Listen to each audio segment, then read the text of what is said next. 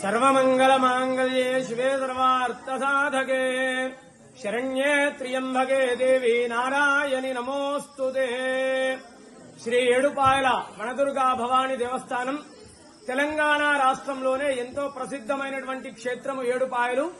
అమ్మలగన్న అమ్మ ముగురమ్మలకు మూలమైనటువంటి వనదుర్గా అమ్మవారి క్షేత్రం లోపల ఆషాఢ మాస ఉత్సవాలు అంగరంగ వైభవంగా జరుగుతున్నాయి.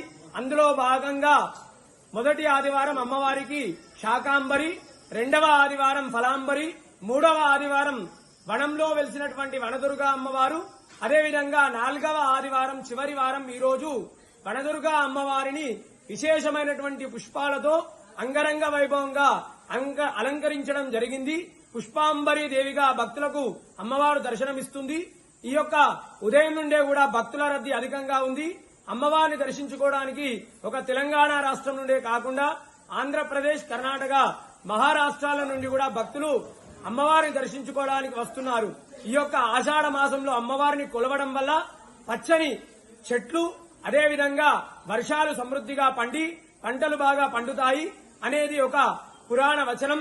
వచ్చేటువంటి భక్తులకు కూడా ఎలాంటి ఇబ్బందులు కలగకుండా ఆలయ ఈవో చంద్రశేఖర్ గారు అన్ని ఏర్పాట్లు కూడా చేయించడం జరిగింది. వనదుర్గా భవాని మాతాకి జై.